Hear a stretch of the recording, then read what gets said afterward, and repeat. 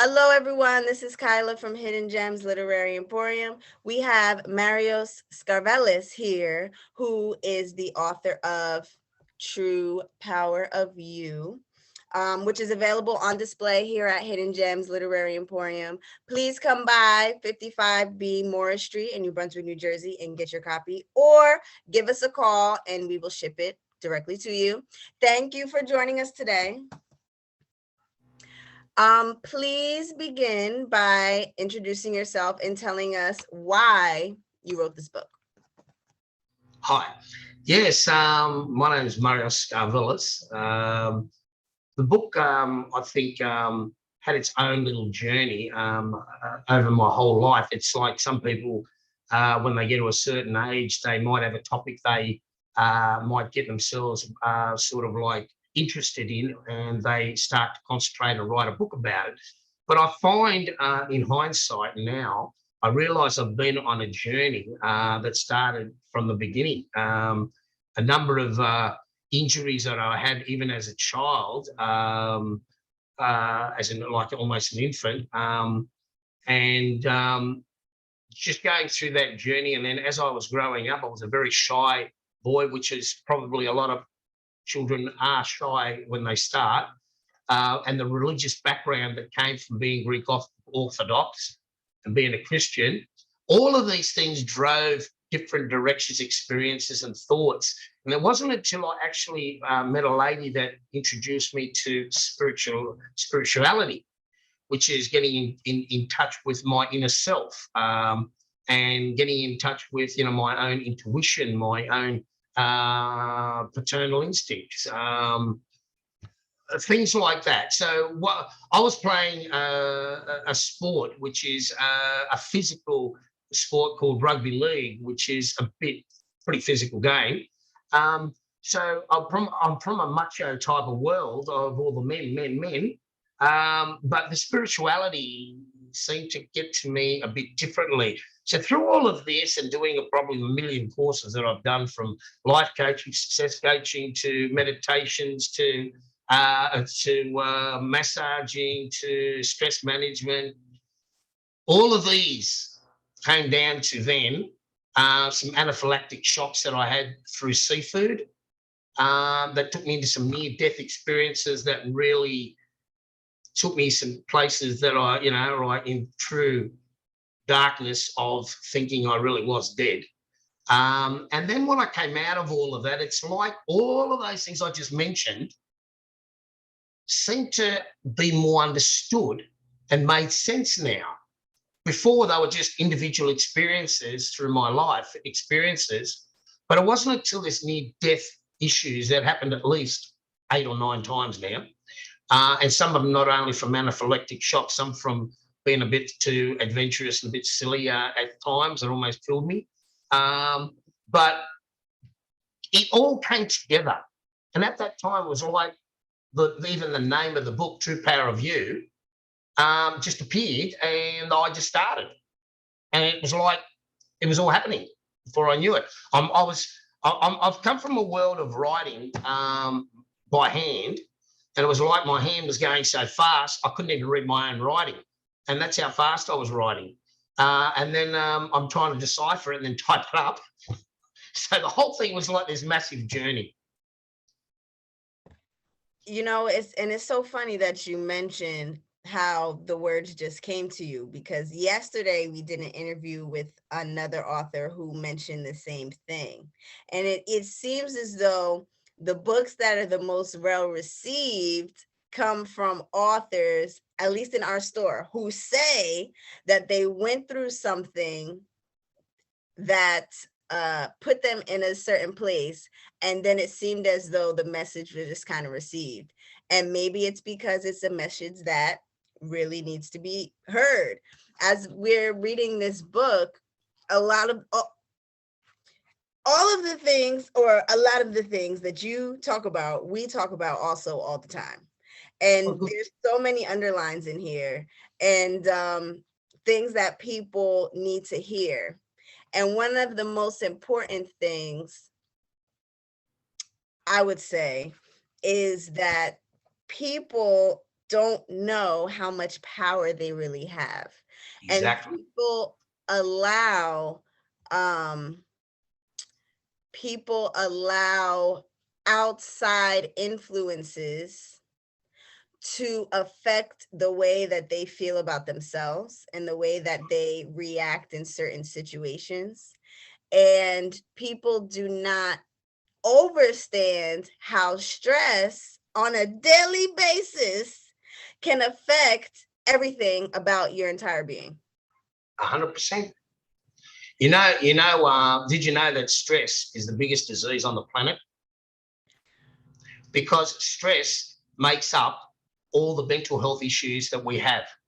Everybody, doesn't matter who you are, from the most elite, intelligent person to anybody you want to think of, no one escapes stress. Let's get that one right. No one escapes stress, no matter how good you think you are, no matter how close to God you are not void of stress, because stress is made up of the mental demons that challenge us every day. Destiny challenges us every day with, say, doing decision making, which is the power of free will. And that decision making is always based on the very basics of right and wrong, positive, negative. Everything is based on these two sort of factions of, everything is like a magnet. There's the left side and the right side. Everything is based on these basic principles, right? And it's the decisions you make that make you go through your journey with either a lot of resistance in your life or less resistance in your life.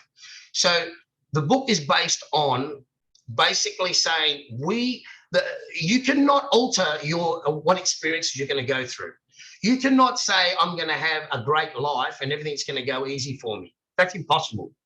That does not happen, right? Every human being on this planet is going to be challenged through a lot of ordeals, a lot of bad things going to happen in their life. It doesn't matter how close to God you are, you're still going to be challenged in them, because that's the whole experience, is the challenge of making the right decisions and not taking the wrong decisions, and speaking from an evil point of view or a negative point of view, because all of these things are based on basically how close are you to God. We talk about religion, but when you look at, say, even America, if you've got a directory out and you look up all the religious faiths there is in Christianity, there's so many of them, it makes you think, well, we're all Christians. Why are we broken up to so many factions? Why do we all have so many different ideas about Christianity? Why do we all have so many different thoughts or believe certain differences about Christianity? I mean, isn't Christianity about you and God? Isn't that the basis of everything? I mean, not that I'm taking away anything from Jesus or anything like that, or saints, or whatever way you want to think about it. But the reality is, you have a connection to God, and you and God are it. That's it. Everything in between is just basically something that we as humans have added into our experiences in life. The devil is something we created, and we give him strength. We give the devil strength by thinking negative and evil thoughts every day, which adds to the evil that is all around the planet, that adds to the out of balance, that throws Mother Nature out, throws everything out because of this out of balance. So every individual on this planet has a responsibility. They're not to blame for everything that they're doing right now, because your habits, routines, and beliefs were passed to you, were given to you by your ancestors. But what you do have a responsibility is to become aware of your connection to God, to get closer to God, and to realize that God is within you, and everything you want and all the power that you want is there. We keep looking outside of ourselves for all the answers. It's not out there. It's all right inside you. Just open up and let him in. He's there. We'll talk about, and the thing that annoys me the most is when we start blaming God for everything. Why did God do that? Why doesn't God change this? He gave us the power of free will to make decisions for ourselves, right? And we have to show that we are worthy We are worthy of the God connection. Everything out there is beautiful.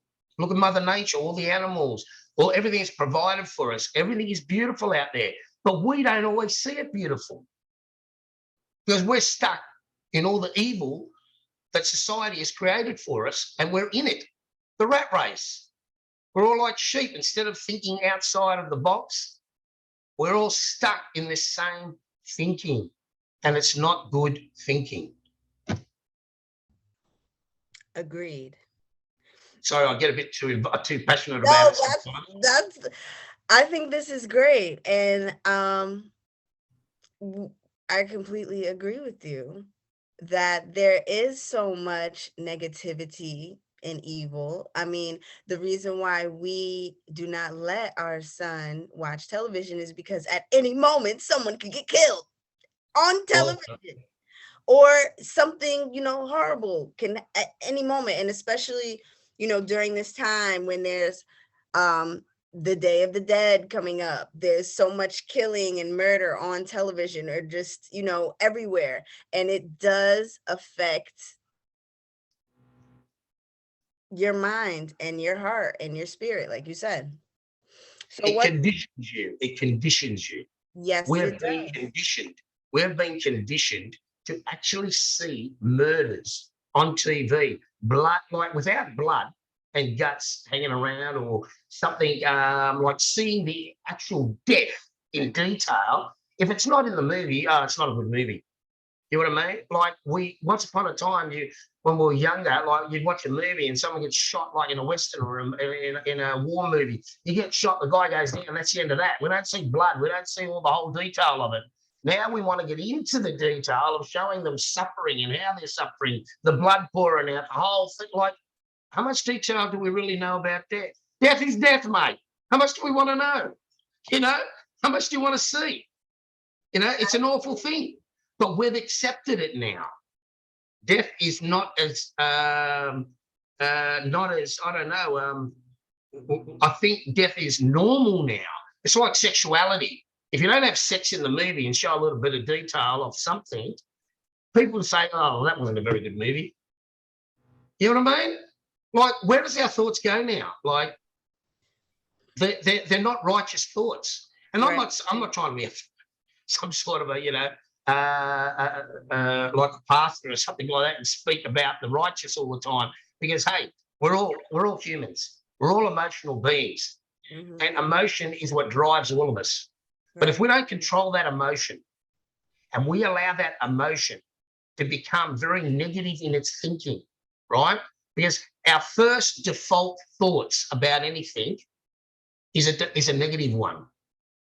We first respond in a retaliation or a defense mode when anything is said about us or said anywhere. We get into that mode first. We don't look at it from an empathetic point of view, compassionate point of view, or think, let's be patient, let's just see where this is going, or we react to a word or something, and all of a sudden we're in an argument. We don't even know what the argument was about in the first place. Yes, indeed. That is a fact. And so why do you think that people have such a hard time seeing this in the world? Because we're conditioned and it's in our DNA. But when you think about it, like, to keep it down to, I like to keep things simple. If we really bring it down to simplicity of everything, right? For generations, for millions of years, thousands of years, it doesn't matter how you want to look at it, memory, DNA has been passed on from generation to generation, from ancestor to ancestor to ancestor.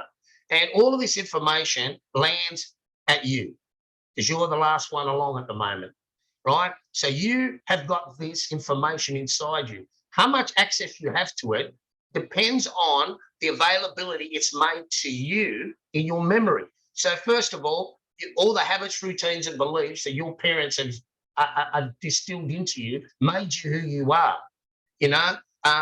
Everything from your color to your nationality to the way you speak, everything's been passed on to you. Ancestral, they say, illnesses, say, for example, they say, oh, that could be ancestral. Well, sorry, it's not that it could be ancestral. Everything is ancestral because everything comes from the past. So that means whether you got the disease or you haven't got a disease that your uncle might have had or it's been regularly in your family or not, it's just all about probability. It's about that probability that when all that memory comes in from your father's DNA, right, all the relatives back there of your father, all the relatives of your mother, they have to come together somewhere in that birth system. It has to come together and put all that memory together and then selectively pick within milliseconds, like you can't think about the time of this. It happens so quickly that all of this thing is set up to say, no, it's going to be a girl. It's going to have blue eyes. It's going to be this. It's going to be that. It could be the same as the general family around you, or you could be the odd one out. It doesn't. It's all about that chronicalizing all the DNA from both sides, from the mother and father, and putting it in. So everything's about memory. And that memory makes you who you are. Now, to change that memory is not as hard as what people think it is, because we find it very difficult to change. People are like the security blanket, you know? We like to hold on to things. We don't like change a lot because we're too scared of the unknown, right? But the world and God and everything about it is about the unknown, because everything is new. We don't know what do we know? We're coming on this planet knowing nothing, right? And everything we gain is through either our five senses, which is our sight, our hearing, our smell, our taste, you know, our touch. All those things allow us to gather more information in to analyze what's going on in front of us, right? But the information that our ancestors gave us are all old things that we don't know anything about other than we've just been given them, like a habit of scratching your nose, or what you eat, or what you do, how you do things, how you walk, how you stand. Everything is something you have no conscious of because it's in your DNA. But the ones that you actually take in through your sight, smell, and all your senses are all things that you are now dragging in by moving around and seeing and touching and gathering more information. But then the next consciousness is your six senses, right? Your sixth sense is your intuition, your psychic power, your gut feeling, your paternal, maternal instincts, all these, which we would call unknowns. They're unknowns. Like you cannot put knowledge to intuition. What is intuition? We can't really explain it, but it's there, and we sort of understand it. We sort of can feel it, but we really don't know anything about it. It's like psychic power. It's like healing powers. All these things are unknown. But the problem is that we do not go there often enough to communicate with it, to work with it, to gain its knowledge, to gain its experience, because it's all in there and it's very powerful. And it's us, really. It's the true power of you. And my philosophy that was given to me was energy flows where attention goes. So wherever you place your thoughts is where your energy goes. So if you like something, you become good at it because you like it, you give it attention, you give it focus, you give it awareness, and it gets better and you improve in it. But if you don't and you ignore it, it gets weaker. The world has become a thinking of laziness. We've become a lazy race. We want everything too easy. We want it too simple. We want to lay around watching TV, playing on the computers, doing this, doing that. The family base of mother and father and child is turned into this very weak thing now. Like your children are growing up to, like you mentioned, even 16, 17, and they're sort of leaving the flock now. Like where is this all supposed to be going? We're supposed to be bonding together, staying strong, uniting as other families and building that up so we're all strong and supporting each other. But the thing is, we're all afraid of each other. We're all afraid of being persecuted or disrespected or misdirected or misled or deceived. All this sort of stuff goes through our minds about everything that we never give anyone a chance. Even our best friends or our mum and dad, if they do something we don't like, it's like you almost say, oh, well, I hate you. You know, the word just comes out and you go, well, that's a bit harsh, isn't it? Like, I only did something minor. You don't have to hate me, you know. But that's how we go. That's what we talk like. We talk from this really bad, negative conversations. You know, jealousy and all the normal sort of negative pursuits of greed and all these things are part of our lives every day. We all live it every day. We don't go to the positive words that are more compassion, empathy, you know, patience, love, peace. All these words are words. We talk them, or we don't walk the talk. The planet is suffering from it all now. Yes, it is. And you can tell when you just look at the environment, the land, the animals, the insects, how they're reacting to things. You can tell how our actions are causing their reaction. 100%. 100%. There's a subtitle to this book, Successfully Overcoming Stress. And Yep. so you explain stress as a demon that is constantly trying to bring us down every day. Well, that when we talk about the mental demon is just past memories. If you have a look at our history, let's break it down simply. If we look at our history, the amount of wars that happened back there in every single country, every country had wars, and there's never been peace on this planet, ever. There's been wars everywhere on this country all the time.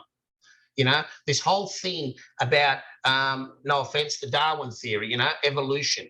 You know, yes, the evolutional side of what Darwin said is true. Things do evolve from each other, yes. But to say that we all just came out of water and the whole thing just happened and we got all the trees, we got all the birds, and we got all the land animals, some big, some small, some different colours, all out of just the water, we really are disrespecting God, totally disrespecting God. This is all a design. God designed everything. You cannot look out there and honestly say that even if you just look at forests, jungles and bushes and things, the amount of trees, herbs, plants, flowers, just in that world alone, how many there is. If you have a look at the books, there's millions of them. It's no fluke that all these came up out of nowhere. They're all unique in their own way. And they all can help us in certain ways with herbs and different things that we can. What's a vegetable? In the old days when they first started, and we were like in the caveman days, what the hell's a vegetable? What's a fruit? Until you first learnt one or tried it to see if it was poisonous or not, you would have no clue. Well, thank God for them. How many people died back there for us to realise which was good and which wasn't good? You know? So we have to start realising that everything's about awareness. And for me, I look at this world right now, as I said, in the last sort of 40 years when computers really kicked out on and we became a more analytical and logical thinkers than we've ever been, was one of our biggest weaknesses, right? Because we think too much with our brain and not with our inner spirit, the inner spirit, which is God. God is the inner spirit within us all, right? So spirit is within this physical body. Now, if you have a look at that part of it, how much do we know about that spirit? All we know is it gives us energy. It gives us power. You know, if we get near each other, we can feel the heat radiating out of our body. You know, we can sense each other. You can walk past someone and sense something even bad. You can sense something evil. You can sense something good. You can even sense someone behind you when they're not even making any noise. Because when your inner spirit is aware and is activated, you can sense a lot of things without having to actually see them, touch them, know them. And that is the part of us that is missing right now. But there is hope. Because in the digital world, it's the first time that we've ever come to now understanding memory a bit better, right? If you look at a DNA is one dot of memory, one drop, like they say, one drop of blood. You can get that with the right equipment. You can analyze it and you can say, oh, this guy's got blue eyes, got this, got that, got that. They can come up with a lot of things out of that one drop of DNA, right? So that one drop of DNA basically is the start of making a human being, right? You could say the DNA, which they can manufacture synthetically. Like life. They can, well, yeah, life. So basically, when we go to the other way of it and we look at it, that when we're in the digital world, like we are on our computers, one dot is a pixel. In my book, I talk about this in a chapter. One dot is a pixel. A pixel is one dot of memory in the digital world. But you need billions of dots to make one picture, right? If you have a look at the old TVs, and even when it acts up a bit, you can see all these dots everywhere, right? Every one of those dots make your whole picture that I'm looking at you right now. But every dot needs to know its place in the big picture to be able to stay there, and also needs to know what the whole picture is to be a part of it. So your DNA is exactly the same. Your whole body, every dot of your body, every DNA of your body is connected to the brain. We look at the brain as a flesh and blood thing, but the brain, when we say brain, the brain is really your spirit memory, because all the memory is held up in that spirit memory. It's not in the flesh and blood itself, it's in the spirit memory, right? So that means every dot of your body, doesn't matter whether it's part of your bone, part of your heart, part of anything, it doesn't matter where it is. Every dot is connected to that memory, that one common place. Everything goes there and sends a message back. So it works at such a speed, so fast, that you're doing things every day without even knowing you're doing them, because they are a part of the habits and routines of your sedentary movements that you do every day. So like walking, the way you walk, if you wanted to pick something up and eat it, you don't say to your hand, pick that up and I'm going to eat it. You're talking to someone else and you're multitasking, because your body knows how to do that. Your brain knows how to do that. You do things automatically. It's all happening everywhere, right? So somewhere in history, and I remember it because when I was a child at school, I can remember it happening. They decided that we were all going to be right side thinkers. That is, use our right hand, right leg. And I remember having wooden rulers, and the teacher used to walk around. If you use your left hand, they smack you. They'd smack the hand, say, no, put in your right hand. That's not normal. But you know what? God made us ambidextrous. He made both our sides to be in balance, to be equal. So the right and the left work together to achieve one thing, right? But the funny thing is, because we use the right side all the time, we've thrown our inner balance mentally, physically, and spiritually out. So part of my book talks about De-Stressicize, a program. It's a mind-body, self-healing awareness program. That program basically starts to make you use your left hand more, to get it moving more, and then compare it to your right hand and work them together.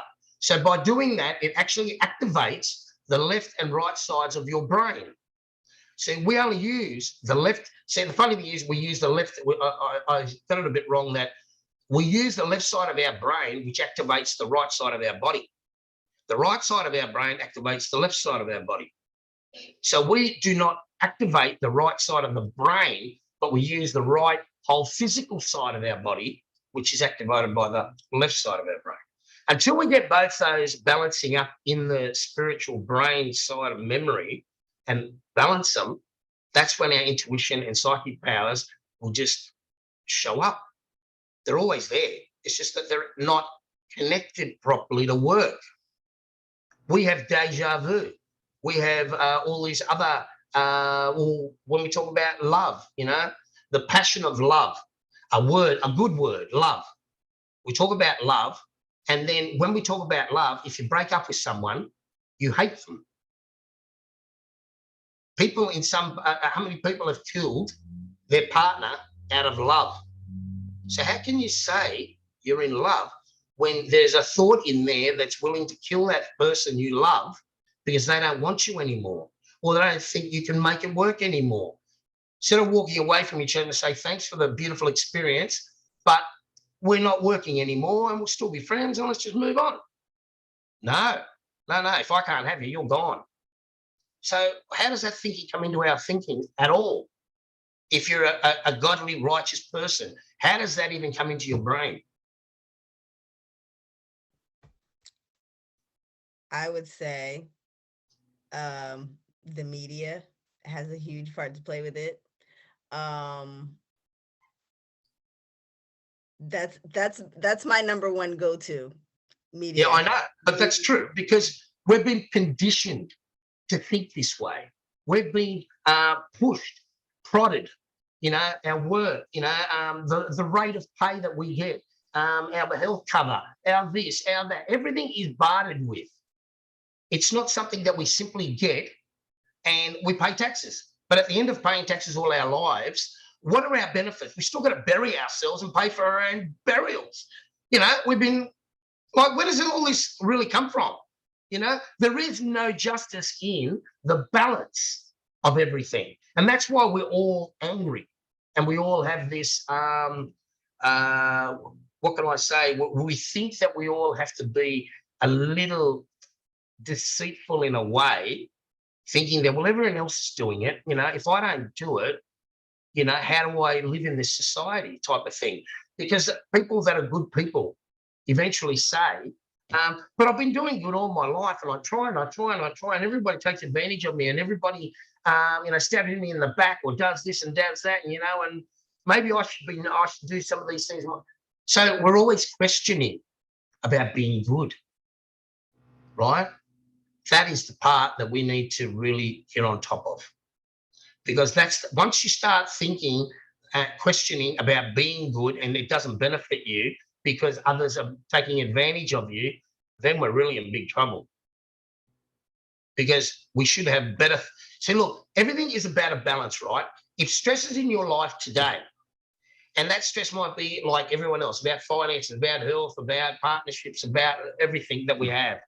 Those stresses today, if we ponder over them every day, they manifest and fester in our brain. So we're constantly repeating them over in our brain, trying to find a solution. The more we have them in the brain, less other good things have a chance to get in there to support our good, healthy thinking.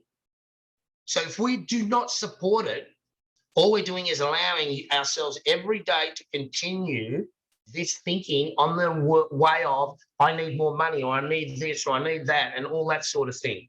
So if we keep feeding that, then eventually from week to week, from month to month, the stress just builds up and builds up until we're now on addictions of some sort, whether it's gambling, whether it's drinking alcohol, taking drugs, doesn't matter what you're doing, overeating, everything is about a balance. And we are definitely not in control of our human body. I call it a body machine. It's a flesh and blood body machine. This body machine was made by God, designed by God. It protects itself. It looks after itself. It would never hurt itself. The only way you can hurt this human body is from your own conscious state. The body would never commit suicide. Only you can do that. Only you in the conscious state make this decision to take this body and kill it. Because the body was never designed to destroy itself. It's designed to live. It's designed to survive. That's why when you have a look at the whole big picture of the God design, all the continents that are out there, the way we see them, they say, oh yeah, the Big Bang Theory and all that sort of, yeah, a Big Bang did happen. God created that Big Bang. It's not like science is too logical, too analytical. We're stuck in this thinking where today even science is still thinking about space up there. We still know really bugger all about it because they're too fixated in it. The reality is we'll get off this planet a lot easier if we focus on our own spirituality, our own godly powers. We are creators. God made us creators, right? To nurture, to protect the planet, to protect each other, not to destroy it and destroy each other. So for thousands and millions of years, we've come to where we are right now. And right now in history, we are the first generation that is more aware of this than ever before. Because before it was all run by tyrants, even though we have a lot of them around still. We have a decision now that we can make every day about how we live and what we do. And it's time we started to realize that if we want to be healthy, we want to be happy, we want everything we want has to come from a good place, a good foundation. So we need to start thinking about good thoughts, doing the things that make us happy every day. We need to put a few of them, even if it's only for an hour, something we love doing. Do it for an hour or so every day. You know, make time to do something you like every day. Because if you don't put something good in your life every day, the bad overpowers your day every day and you never find happiness. That's what stress is. That's what all these anxieties, depressions, loneliness, you know, you can be lonely in a family that loves you and is around you every day trying to help you, and you can still be lonely because the loneliness is inside. It's inside you. The loneliness isn't outside. You create the loneliness because you're too afraid to participate in the world, you know? So this is where we all need to show a little more generosity, graciousness, you know, appreciation. Thank God for everything we have. Thank God we're still alive.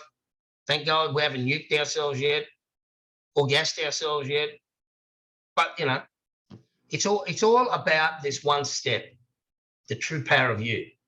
Everyone has a responsibility to come back to being that godly thinking person again. Everything else underneath it doesn't matter. As long as you connect to God direct, that's number one first. Everything else comes number two. Sorry, I keep talking, don't I? No, this is good. Thank you for sharing this wisdom.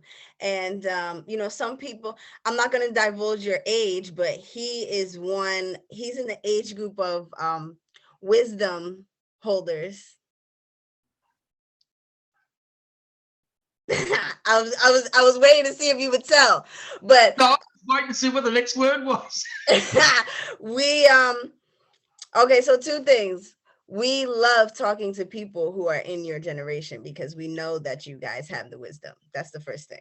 Second thing is the last thing you said that we need to go directly back to our creator. Yep.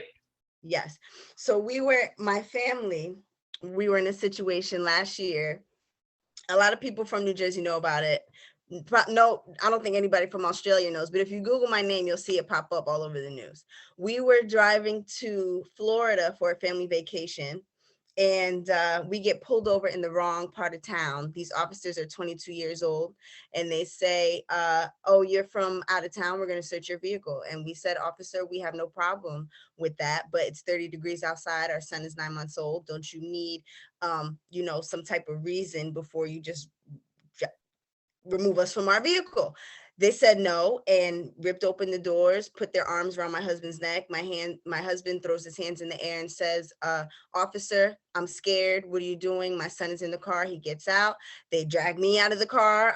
We've never met, but I'm 90 pounds. My son is in the back sleeping.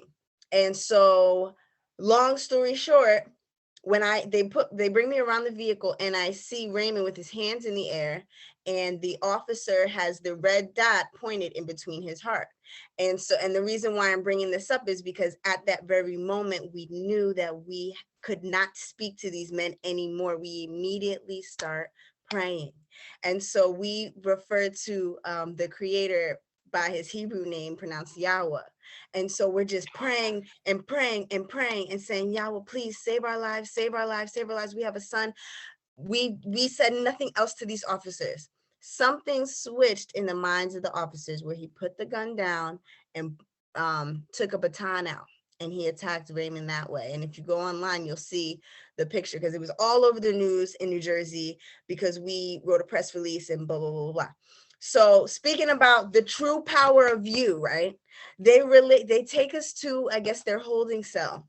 They release me, and they took our shoes, they took our son, they forced him into foster care.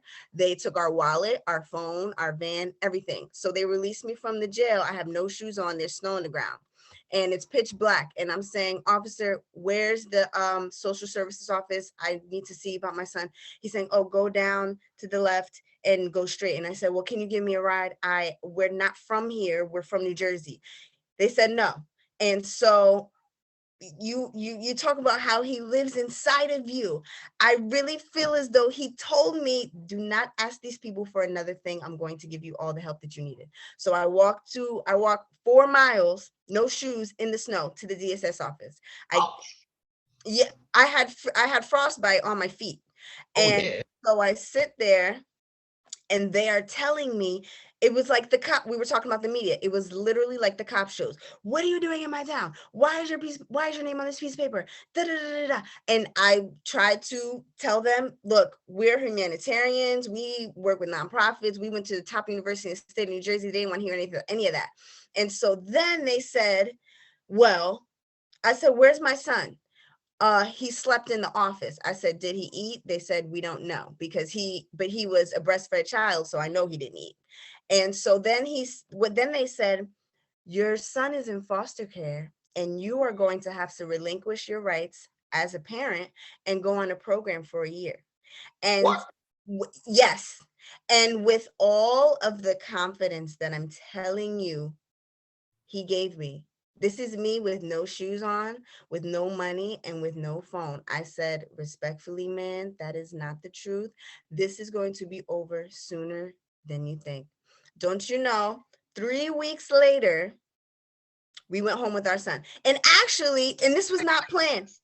3 weeks. We were stuck in North Carolina for 3 weeks. I finally got on Facebook, contacted Raymond's mother, and, spread the word. Then when we got in the hotel, we sent out a press release to tell the news about what happened.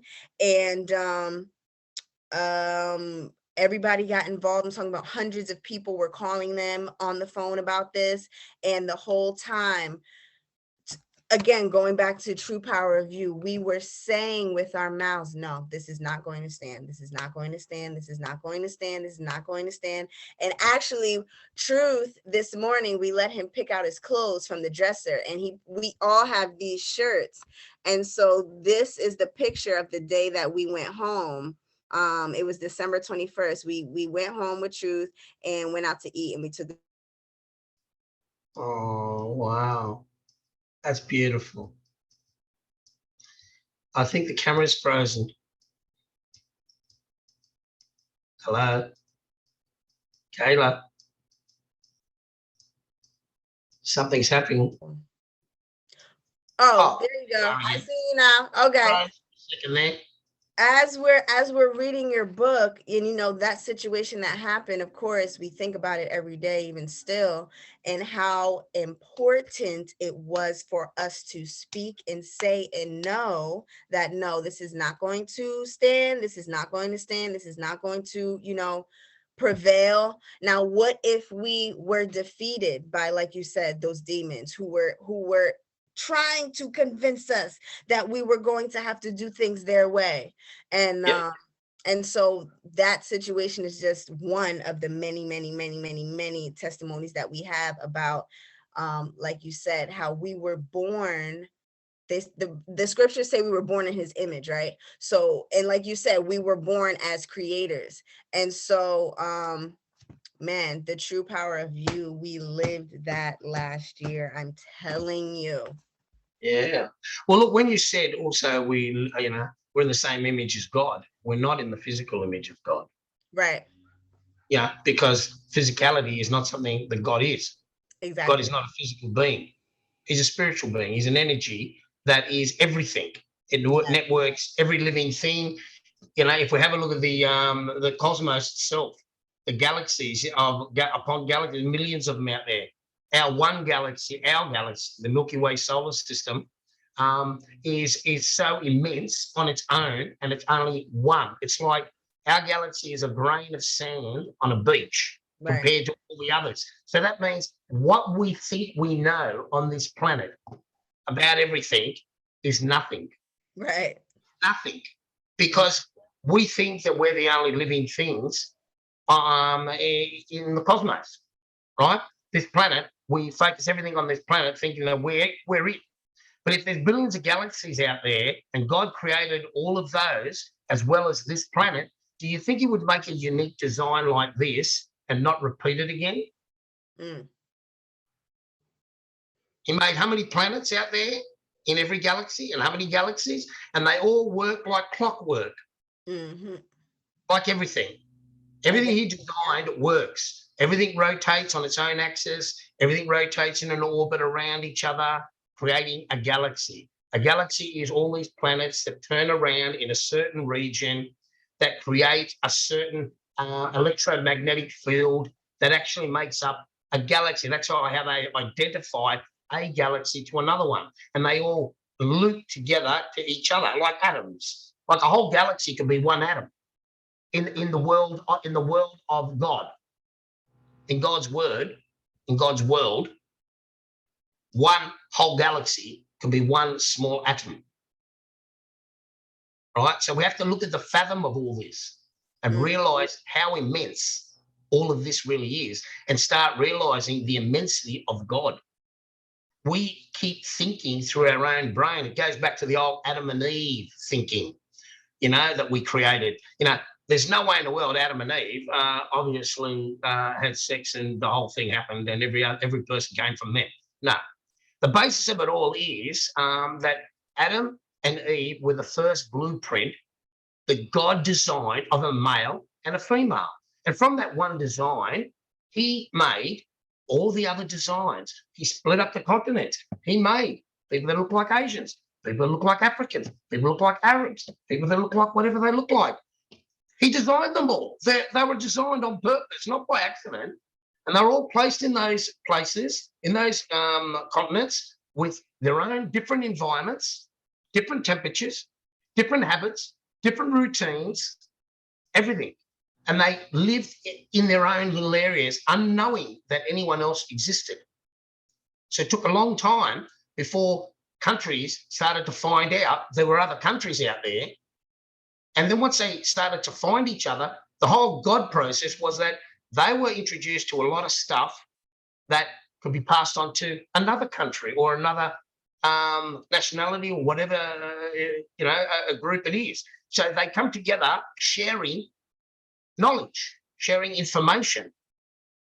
But what happened was, as soon as we met each other, because we're different to each other, we wanted to attack each other. So that's from the start. We went wrong from the beginning, and that was where the Adam and Eve thing about the tree of wisdom, the tree of knowledge, which we look at as an apple tree. We talk about that, and we say God was basically saying to us, do not just feed off the tree of wisdom and knowledge, because wisdom and knowledge isn't everything, because that means you become too logical and too analytical. You need to be in touch with your other powers, your intuition, your psychic powers, your instincts. All these things are what make you a real human being, right? But the thing is, we lack that now, around the Spanish intuition, the Spanish Inquisition time, where a lot of chaos, but with Catholic Church and other things that happened in those days, that anyone that did any healing, anyone that did anything that wasn't the same as other people that couldn't do anything, you had to be a witch or a warlock or something evil. You couldn't be something good. So we killed them. And then we made everybody too scared to use anything they had. So it's only in our generation now that we are starting to see people using unusual abilities that we can't answer. And we think, oh, wow, that's weird. How do they do that? Or, how fantastic are they? But the thing is, every one of us can do it. If we put our time and attention into it, we are all creators, and we are all more than just a basic human plodding along in a job doing basic things. That's not who we are. That's only a process that we need to do to stay a part of the network that's happening. But in reality, as an individual, we need to stand above all of that. And it's our responsibility to do it. No one else can do it for you. Every negative thought you put in your brain goes to every cell in your body. So when you're unhappy, your whole body's unhappy. When you're happy, your whole body's happy. So once we get that idea in our brain, right, then we can start realizing that the more happiness we put in there, in our thinking, and the more positive things we put in our brain, the better we become and the stronger we become. The more evil we put in there, in the negative thinking, that is, of anything from jealousy to hatreds to, greeds to anything, it doesn't matter. If it's negative, it's negative. It's not hard to identify what's negative and what's positive, what's right and what's wrong. You naturally know what's right and wrong. But when you know it's wrong and you make the decision to do it, the power of intention, which is a part of the power of attraction, right, is how it all works. Your intentions attract either the good or bad to you, right? The more good or bad to you. You're never going to avoid bad coming into your life, because that's your challenge living on this planet, is to face the evil, face the devil, face all these demons that are actually directing us to do evil things, right? How does a serial killer exist in a godly thinking world? How does a rapist exist in a these are physical things that we are doing to other people, hurting other people, killing other people. Where in God's word, where in God's thinking does that even exist? It doesn't. So anyone that does that says they're a Christian or they believe in God is not a godly person, because you do not take a life unless you're defending yourself. That's it. You don't take it for the spitefulness or the evil of just taking their possessions or taking their money or taking something from them. That's against all godly thinking. And one thing that you said, you were talking about the power of attraction, right? I was speaking with a family member, and she, we talk to her about this all the time. We even got her this book called The Power of Positive Thinking. Yes. And so she'll wake up in the morning and she'll worry and she'll stress. But she also wakes up in the morning and immediately turns the TV on. And so one day she's having kind of like a freak out, like stress. I think it was about money or something. And I say, look, it's gonna be okay. You've been through worse in your life. You're gonna make it out of this. And she gets upset and she says, you guys are you're too positive. I can't be positive like you. You're too positive, and that's great, but I just can't be positive. And I'm thinking, I'm like, but you're saying that you don't want to have a positive outcome. And my question is, for people who are reading this book or who are intrigued by this interview, right? And I'm sure we all have someone in our life who is like that, who just doesn't feel like they can be a positive person.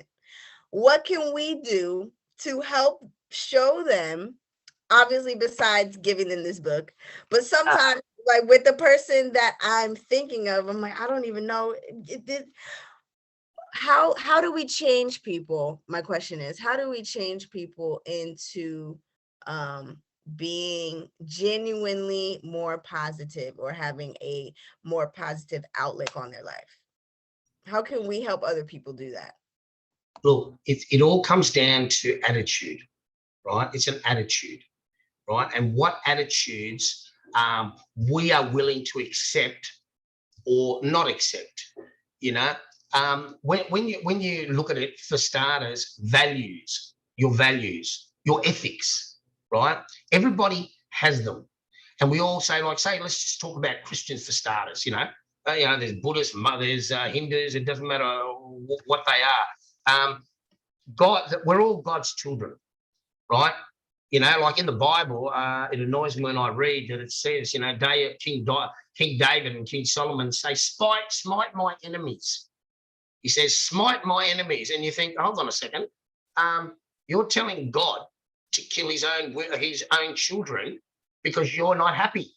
So you want him to kill them to make you happy. What right do you have to ask God to kill his other children to benefit you. How does that work? That doesn't work. So again, it comes down to those same ethics and values that everyone has to adapt to. One, it's like they say, treat others like you want them to treat you. If you cannot get to that start, then that's where your biggest problem is right there. One is, if you have values, like say we talk about the 10 Commandments, and it is a bit of a joke when you think about it, because no one on this planet follows the whole 10. No one. I don't care if you're a priest or who you are. No one follows the whole 10 Commandments. So that means we're all stuffed it up already. So if we don't all start to come back to something that we can all believe is valuable, and that valuable is being caring, loving, peaceful people that want to find that peace and that harmony in life because we believe in God. And it doesn't matter who God is to you. It doesn't matter how we define God, because everyone wants to define what he looks like. What's this? Who cares? Really, who cares? God is there. He's inside everything. He's with us all the time. What are you worried about, what he looks like or what he doesn't? How about communicating with him first properly, and maybe all that might come out later. Let's just first start by being friends. Let's just shake hands and say hi.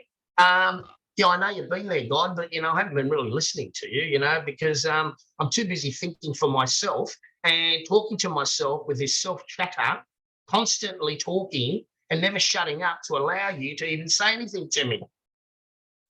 That's how the conscious mind of mental health works. Stress is you talking to yourself constantly over and over and over and over about the issues that you're unhappy with, the issues that need to be resolved. They're all a problem. Of course they are.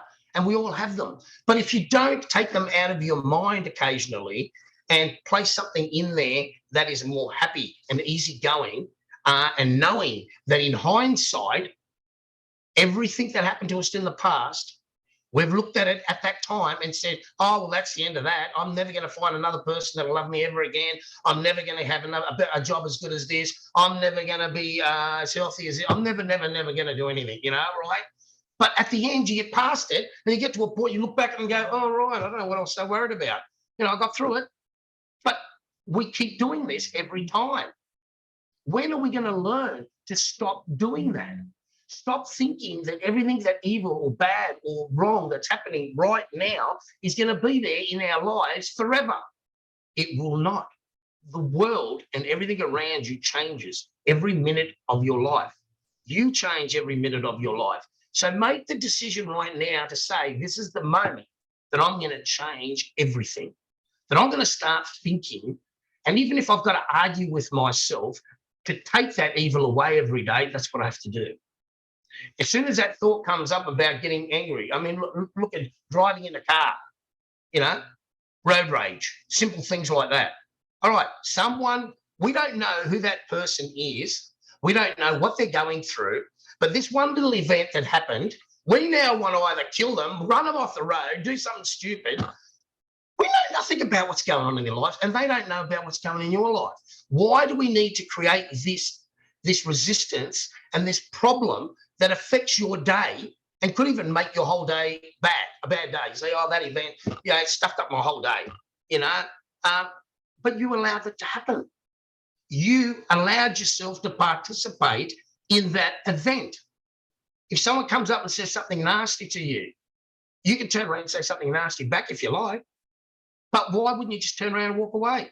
Why would you want to even confront them in the first place? If they're going through a bad time, why do you think you need to create more bad to fuel it and get involved with it, that then you carry with you the whole day, a whole week, a whole month, a whole year? You can bring this story up a year later and say, oh, this idiot. I ran into him. All I did was walk down the street and he pushed me. And he did this and he did that. And you're thinking, and you're worried about that. And you're still thinking about that and you're still holding on to that. They're the things that destroy us, is the little things, the minor little negative things in life that build up and build up and build up. And that building up comes to a point that there's no more room for you. You think there's no more room up there for you to actually think of anything else. And you're too busy worried all the time. it upsets me when I know that, say, women, for example, are in a relationship where they're getting beaten, and they think they can't leave because they're going to follow them, they're going to chase them. There's no way out. I can't get out of it. No matter what I do, he's going to always be there, and he's always going to persecute me. So, as they say, better the devil I know than the devil I don't. I'll just stay here, be bashed, and just think this is normal. But if you don't step out of that and try and find a better life, and try and find something better, or look for more help somewhere, or support somewhere, nothing changes. If you don't change anything in your thinking and the way you do things, then why do you think you're going to get anything new coming into your life? You have to do something different for something different to come into your life. If you stick to the same sedentary thinking, the same habits, the same routines, the same everything all the time, you get the same back that you always got. And that's why we repeat our mistakes throughout our lives, because we don't change anything. Change is good. Change is good. We have to take that fear of change out of our thinking. We think change is scary. It's the unknown. We don't know what's going to happen. But that's the beauty of it all. The world is a giant smorgasbord. You've got choices. Pick something different. You don't have to do the same choices every time. Eat the same foods every time. Read the same sort of books. Some people like scary books, and all they do is read scary books, and I wonder why they've got nightmares all the time. It's what you put up there is what stays there, right? And the old story is, which one wins, the evil or the good? The one you feed the most. The one you feed the most. Energy flows where attention goes. The more attention you place on evil, the more evil you get back. The more evil in your life, and you can't escape it. You want to escape it? Then start putting in some good stuff. And it's not easy to put good stuff that's going to let you get out of it easy either. We're not talking about that. That doesn't happen, right? What happens is you've got to put that little bit of good in your day, every day, a little bit. Sneak a bit in there, an hour of it. So I'm going to spoil myself for 1 hour today and do it for a little while. Then put 2 hours in. Then put 3 hours in. And start moving the cycle of positivity. Start saying, oh, yeah, look, I'm having a good time today. I'm going to do this, and you feel good with yourself. You need more of that. And if someone comes into your life that starts to take that away, you don't need to confront them or tell them to get lost or whatever. All you need to do is silently saying, no, thank you, don't want to participate, bye, to walk away. Walk away. It's better to walk away than confront everything in your life, because there are too many things to confront. There's too many things to analyze, too many things to decide on. Stop trying to think about them and organize them all. Organizing is not something that we are really good at, even though we're taught to have goals, to organize ourselves. Too much organizing means there's too much thinking up here.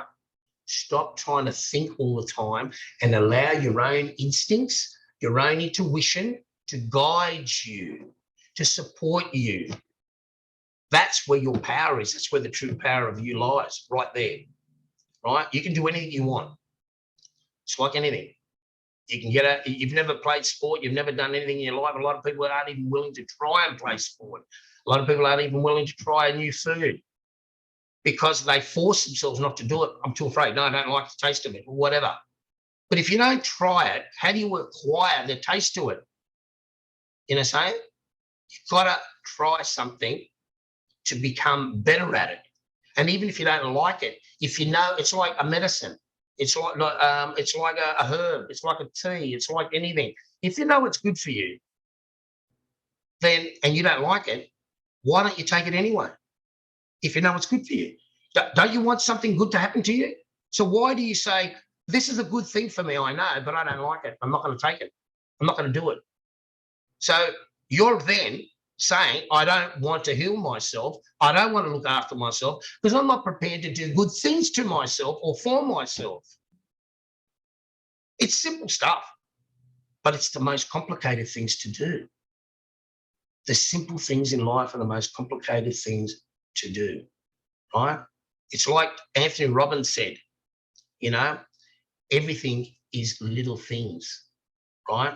Don't sweat on the little things, you know, because the little things all build up to become a big thing. If you let it fester, it becomes too big. And then you can't see a way out. Treat the problems when they're little. Resolve them when they're little. Forgive very fast. People are not very forgiving. People like to hold grudges. Those grudges always stay there, you know.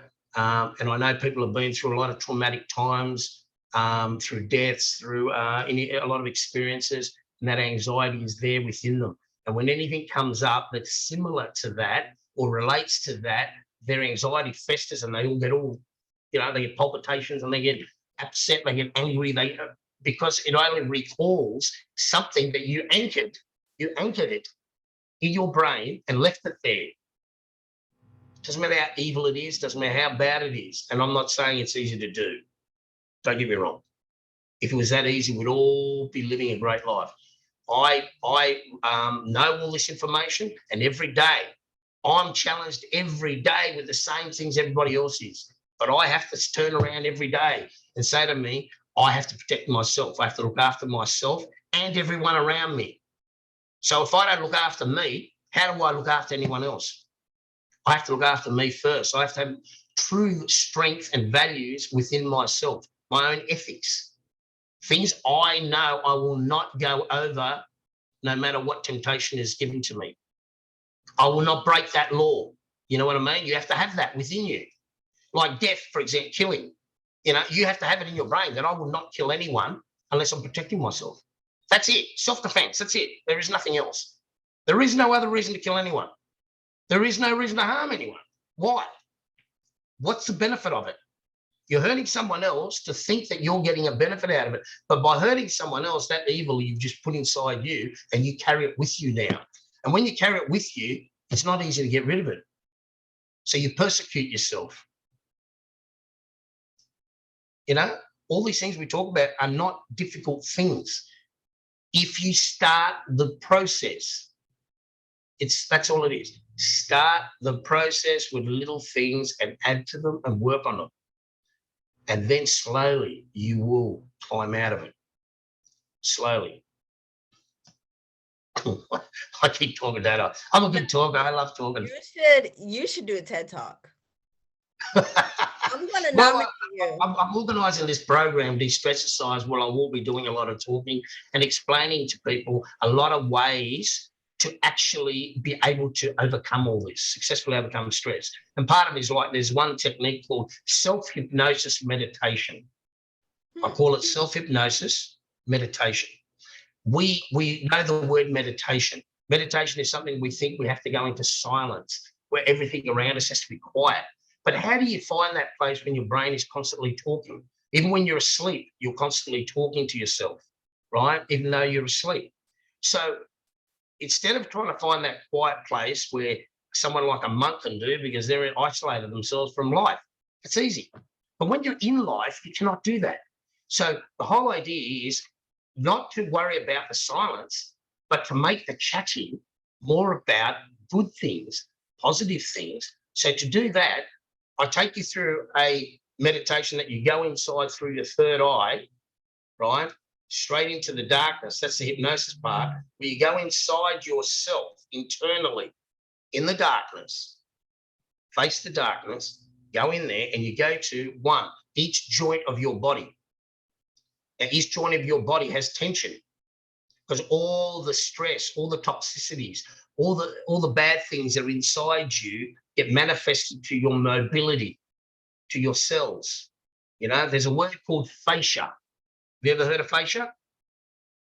No, but it sounds like fuchsia and you would think of the building, the fascia on your building, on your house, where the gutter is screwed up. No, we're talking body fascia. Fascia is a word that is not even known mainly in the medical world much. In the medical books, they don't even mention it a lot. But fascia is the most important word in the history of medicine. And one day it will be that. It's subdued word, a subdued word. Fascia is a living tissue and cells that run alongside every organ, every muscle, every nerve, every artery, everything. Fascia is there because fascia is the lubricant that allows, when you're walking, the muscles to slide, every little fiber to slide without getting caught all the time. But when you have all this toxicity in your body and all these evil thoughts are in your body, those this flexible tissue starts to harden. It's like we say decay. You know, like it's adhesions. You know, when we scar tissue type of thing. It's an internal type of scar tissue that forms hard around every joint. If you go to your joints, you will find that they're very stiff. If you tap them, they feel hard. If you tap other parts of your body, they feel softer. Those hard bits are the hard fascia that restricts the movement of your body, that ages us because it restricts our movement. If we don't put an effort to keep moving, to keep some activity in our lives, it doesn't mean you have to go play sport or be very exercising type of person. But if you don't put a conscious, not a sedentary, that's right, doing everything that you normally do every day, but making an effort to go and do something more to help you improve your cardio and blood flow so your heart rate is going higher, your breathing is better. So breathing is extremely important. If we've got a moment, here's a good one I want you to do and teach all your people to do, right? It's a simple thing, right? We're only going to do 3 of each. So you breathe in 4 different ways. In through your nose, out through your mouth, you know, in through your mouth, out through your mouth, in through your mouth, out through your nose, in through your nose, out through your nose, right? The average person breathes a certain way, which means their heart rate and everything runs on a certain level because of this way they're breathing right now. So we're going to do this thing. If you're able to, is it okay to do it? Can we do this? We got time? Yes. Okay, let's start by, we're only going to do 3 of each one. So 4 3s are 12. So it's not a lot of it. So what we're going to do is we're going to breathe in through our nose and out through our nose 3 times, right? Let's start. Deep, right? Slow. So it's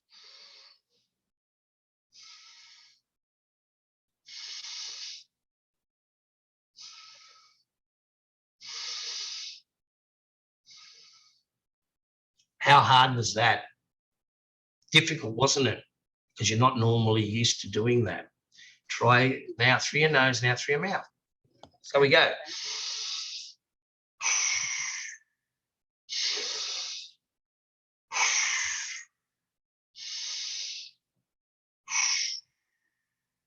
Right? So then we're going to go in through our mouths and out through our nose. So it's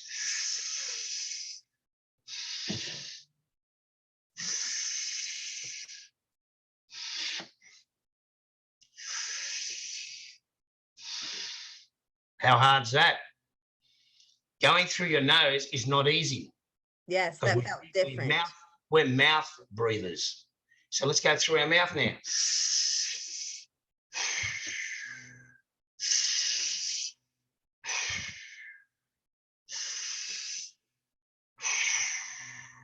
It's a lot easier, isn't it? Getting the oxygen in and blowing the carbon dioxide out. But going through the nose is not that easy. So that's where we have to strengthen ourselves. We need to do more nose breathing. We need to learn. That's how your meditation will improve. That's how your thinking will improve, right? Because we have a stereotype way of breathing. Some people, when they're running, want to control their breathing. Now, a sportsman, and I've been a sportsman all my life, right? So when you're a sportsman, you push yourself through certain limits, right? But then you've lost your breath. Then you stand there going, you want to get your breath back, and you want your second breath, as they say, But we've been taught that you have to do a certain thing. Like, say, for example, put your hands on your hips, stand up straight, right? In the middle of the game, right?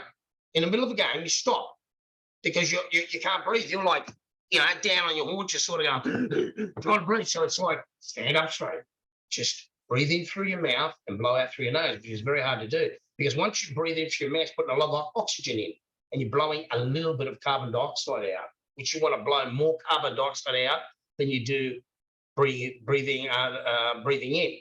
So the idea is then that you learn to use your nose more through breathing in and out through the nose, using your mouth to breathe in, blow out through your nose, breathe in through your nose, blow out, that type of thing.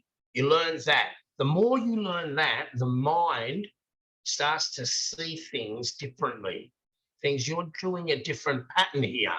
You don't normally do this. So your brain is analytical. That's what it does. It processes information. It is the ultimate processor. That's all it does. Your brain, we give our brain too much credit. Our brain is a giant processor. Everything that our DNA is, everything that we've been given from our ancestors, everything that we've been given from generation to generation is processing up here all the time. That keeps you doing the same routines, habits, and beliefs that you do. Everything that you pick up from your five senses is, again, processed by your information to give you the next best decision to make on using the stuff you have.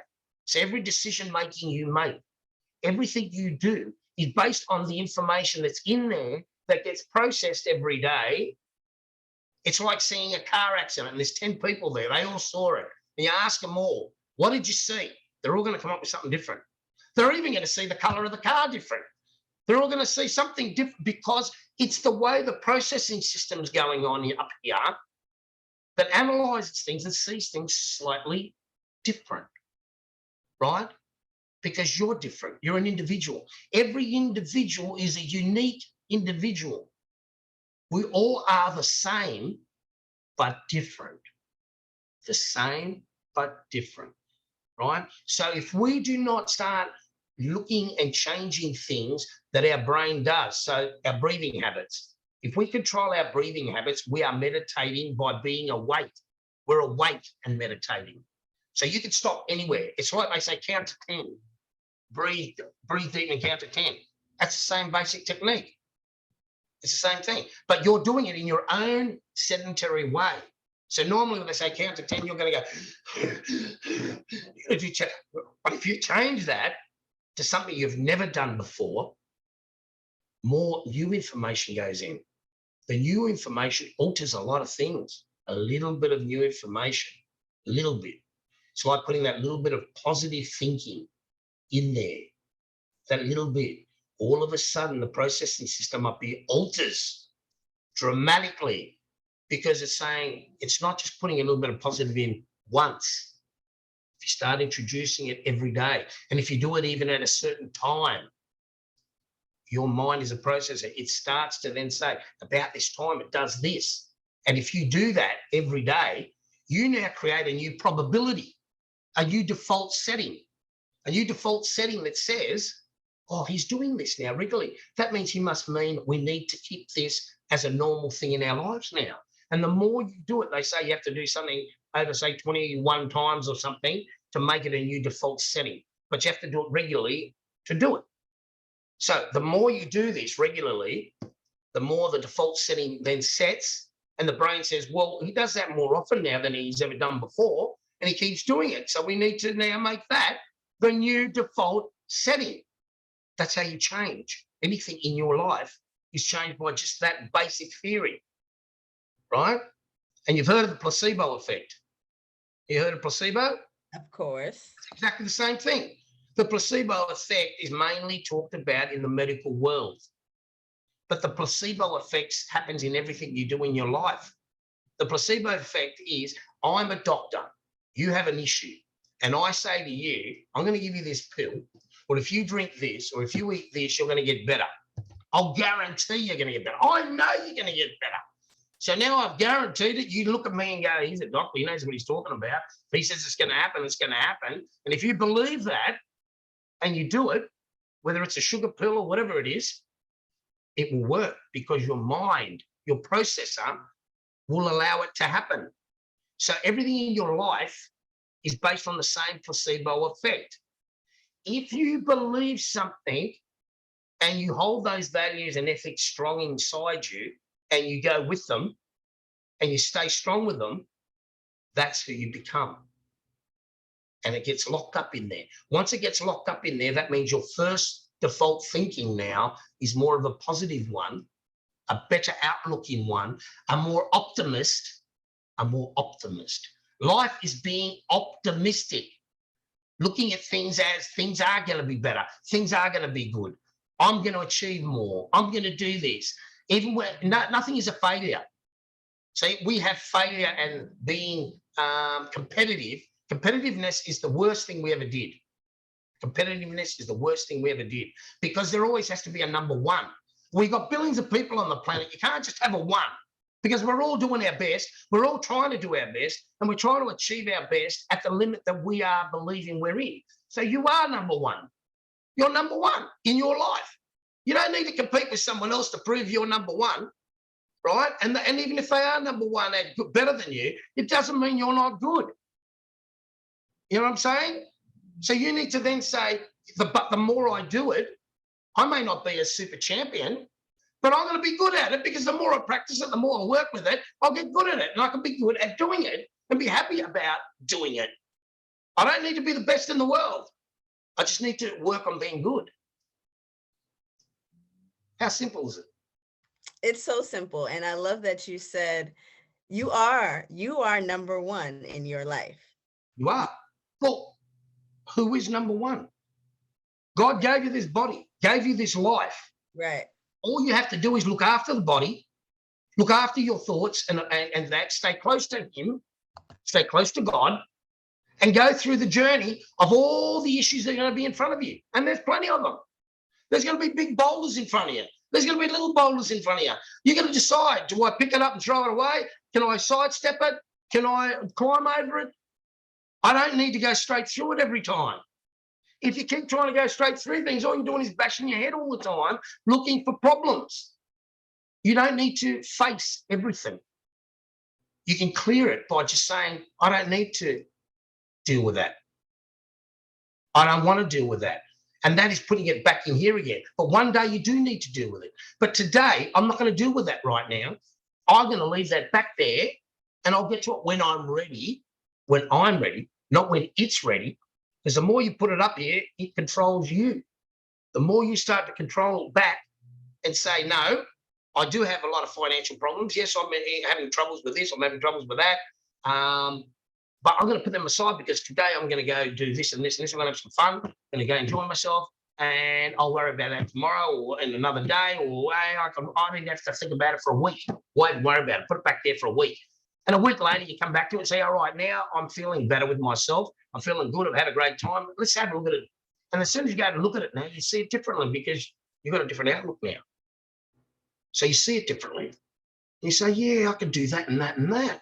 Oh, I never thought of that before. So it's just putting a different outlook on things that allows you to perceive things differently. Perception. People deceive you every day through marketing, through perception, right? That's what these people do. They manipulate you in the way they talk, their body language, everything that happens. People are doing this every day. And you get sucked in every day without even knowing it. Because we're a sponge. We take everything in, and we don't know how to really decide what we want to allow to go in there and what it shouldn't even go in there. You know what I'm saying? If something is there that's happening, and it's a process that's happening in front of you, and you don't want to have any part of it, or you don't think it's right or whatever, why do you let it go in there and stimulate a thought and continue thinking and working in there and manifesting in there that's only going to give you bad stuff back eventually and make you feel down or upset? Yes, you can have empathy, compassion, but it doesn't mean you've got to hold it up here every day. If someone died in front of you, yeah, you feel the empathy, you feel the compassion, and you feel the sorrow. But I don't need to take that death with me everywhere I go. You know what I'm saying? It's like even your family. Your father and mother dies. You love your family, mother and father. Of course you do. And when they die, you feel bad. But you can't take that with you every day, because that destroys you. You're alive. They've gone, they're not dead. So that's the other way of thinking. If you believe God is spirit within you, then when your physical body dies, you are in the same image as God, which is a spiritual form. So when your body dies, your spirit just goes back to God and connects with everything else that's out there. You don't die. Nothing dies. God never dies. It's all an endless survival. It's a conscious state that we're in. It's like a virtual reality. We're in a virtual reality and we're living in it. It's an experience. We need to start realizing that we're in an experience, a journey. And that journey comes back to the say the end of the world. We talk about the end of the world, or what is it? The destruction of humanity. You know, all of this stuff. When you think about it, why would God think about it, really? Why would God want to destroy this planet? Why would God want to kill all his children? We keep saying that. Oh, we're going to be punished because God's going to come and punish us. Why do we talk about God punishing us? God would never punish us. God loves us. The only one punishing us are the ones that are us on this planet. We think like that. God doesn't think like that. God didn't make everything. Look at the animals. Do animals go killing each other for the fun of it? No. They kill for survival, to eat, to live. If they're not hungry, you can have a vicious lion sit next to something more meat over here, another animal, because he's not interested. He doesn't care. But if he's hungry, he's going to come after you. That's it. You know what I mean? There's a reason for things.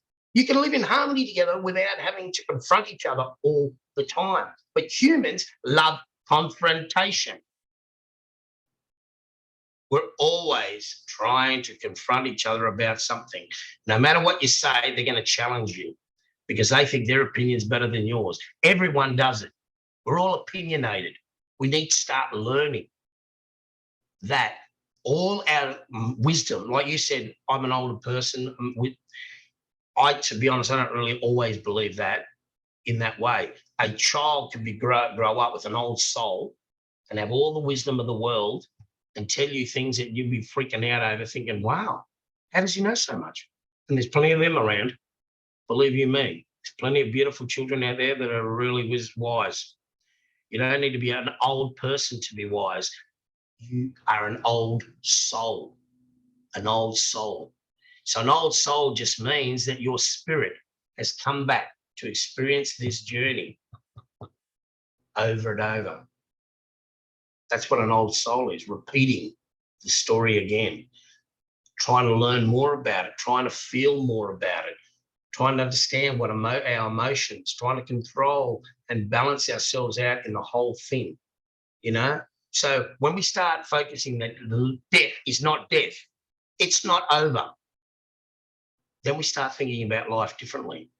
When we think there's a limitation, I'm going to die when I'm 100 or I die when I'm 80, and that's the end of it, and that's I either go to heaven or hell, and that's the end of that. So you think God made it, that was it. You think God would do that? No, I'm just saying, like, from a godly point of view, if we really think of God and say that, we're really disrespecting God. You're disrespecting God by saying that alone. God, there is no evil in God. So why do we put evil in God? Why do we try and use God's word with evil? It shouldn't even be put together. I hate going to churches where they talk about you are being sinful, God will punish you and all that. Get out of it. How about talking about God loves you and there is peace out there? We just need to find that peace within ourselves. We need to work together. We need to find that. We need to face the mental demons and get rid of them out of our society. That type of thinking, you know, and I'll tell you what, there's not many priests out there that talk like that. Most of them make us feel guilty that we're going to be punished. You know, why do they talk like that? That's not a godly person that talks like that.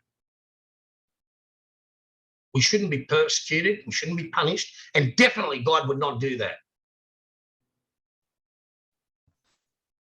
I'm very passionate about that. Sorry. I think that you're an excellent speaker and teacher on this topic. And I want to wrap up with one more thing. Sure. Sorry about that. No, don't apologize. And when we were on the phone earlier, I would always say, this is my last question, and then it would never be. But this is probably really almost my last question. Yes, because it's almost bedtime. So what we like to do with our authors is randomly flip open to a page in the book, and I'm going to just read what catches my attention on that page, and then you can just discuss it. So I remember this part. So my eyes just glanced to this paragraph. The great Leonardo da Vinci was an inventor who designed planes, helicopters, and in the medical world was the main person to start an intricate data recording of the human body, which I did not know until I read this, dissecting dead bodies in a time where it was heresy and death to perform such acts. He was an artist, sculptor, architect, mathematician, philosopher, astrology, and astrologist. He allowed his creativity to run wild through his connection with his six senses. Do you remember writing that paragraph? Yes, I do. Okay. I remember that very well. Do you want to talk about why you included that paragraph? And this is in the chapter for everyone who's going to watch this later. Oh, great way to wrap up. It's in chapter 5, which is called The True Power of You. Well, because the thing is, we have to realize is that, okay, look at this. He lived in a time where doing things was not easy to do, in even like astronomy, astrology, that, they thought you were a bit of a wacko, inventing things and saying to them, look, I've invented this, a helicopter, it's going to fly, or a plane, or a balloon, or he invented the catapult too. So all these things, he invented all this stuff, and some of it may have laid on paper only for a while before it was actually used by others, like a lot of inventions that are done.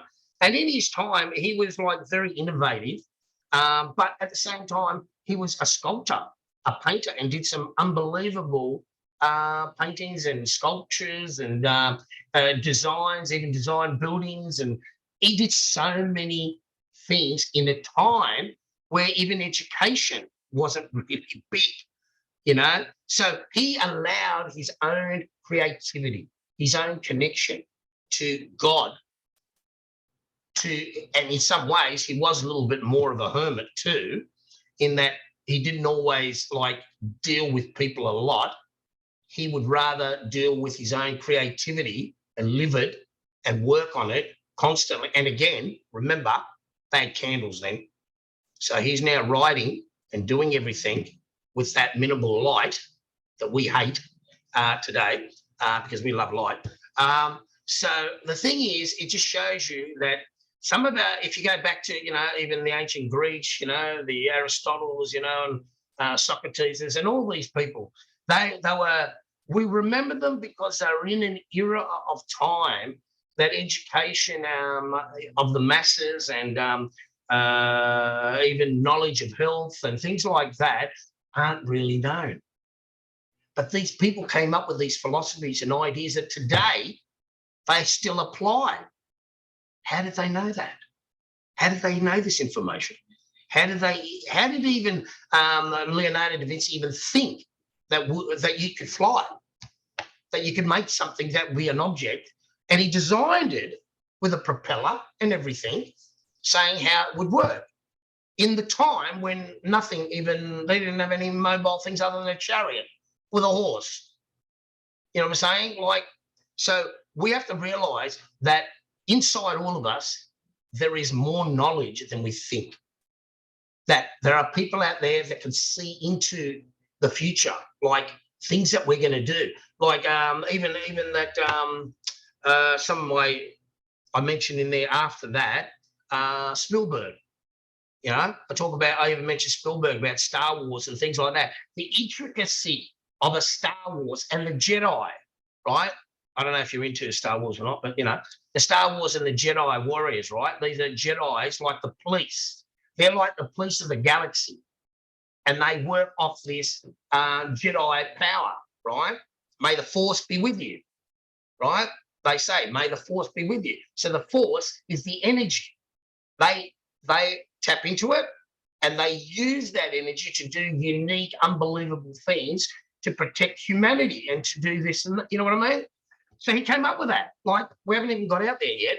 And we're already going to different planets. We're talking to different civilizations and different planets. We're now got a police out there that, you know, is monitoring the planets. Star Trek, the same, you know what I mean? Someone has to come up with this imagination somewhere. Where did it come from? If we haven't done it yet, we haven't seen it yet, where did it come from? Because everything we know has already been done. God's already designed it.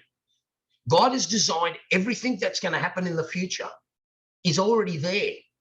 We just have to become aware of it. Like every invention, we don't believe it. We can even criticize it. We can do everything. But once that invention comes into play and we see it, physically see it, we accept it. Once we accept it, all of a sudden that awareness allows us to believe it does work. And it works. Because all it is your acceptance, like the placebo effect. You got to believe in it first for it to be possible. You know what I mean? If you don't believe, nothing is going to happen. So that's what belief is the most powerful thing. Awareness, being aware of it and believing. Right. Nostradamus did the same thing. In his time, he wrote things, and because he wrote things in a cryptic way, it was in an era that they would have said he was a sorcerer.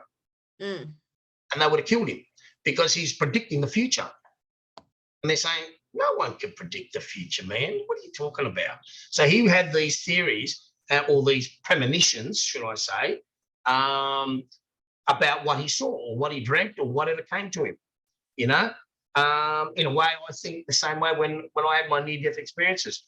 I knew a lot of little things about things all over the place. But after the near-death experience, when I started to get back into my normal life after getting out of bed, and all this bed I was there for a while, almost dying, and I come out of it, all of a sudden, all these little things seem to fit together to make a better overall concept of what's going on. I understood it better, right? So all of it is just having a belief in the information that's in your spirit memory. Spirit memory knows everything about the future, the past, about everything. If you tap into it, you get the knowledge. If you don't, you stay exactly where you are. And the funny thing is, heaven, hell, and purgatory are all on this planet. They're not off the planet. Heaven is not floating around up there, and hell is not underneath the ground, under the ground, right? Hell is on this ground because we do evil things every day and we live in hell. We live in heaven because we do beautiful things, and there's a lot of beautiful people still out there trying to do beautiful things. And purgatory is stuck in the middle, not knowing where to go or what to do, or not wanting to participate. You cannot sit in the middle. You either got to go one way or another, and definitely don't go the other way.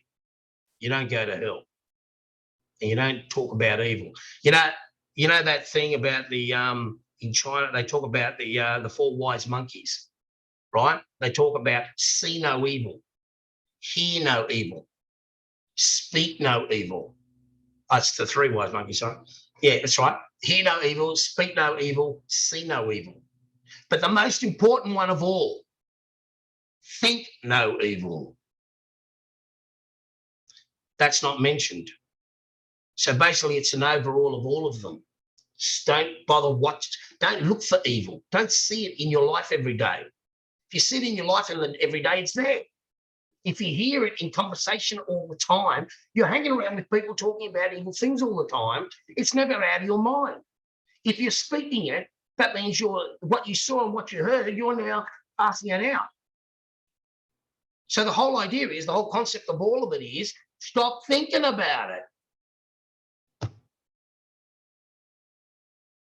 And like you kept saying, it's really quite simple. Simple things are the hardest things to do. Things are the hardest things to do. That's why we always go to the big things first. I think so we can resolve the big things, because the little things are too small to ponder over. We like to ponder over the big things for some reason, instead of breaking the big things into little things and treating them as little things, and then resolving the little things bit by bit, and the whole big thing just drops down then. But we go to the top of it and sit on top of this big problem on the top of it and try and resolve it up there. If you don't go to the foundations and start chipping at it a bit and bring it down, how's it ever going to go? You know, David and Goliath, you only need a little stone, a little pathetic little kid, and this big guy goes down, and he was a giant warrior. Right. You only need that little bit of belief, and that little bit of something to go your way. And if you don't keep pushing it and encouraging it and working with it, it's never going to happen. So do you want to live in misery every day of your life? Or do you want to step out of that misery, take back control of your life, and find the true power of you?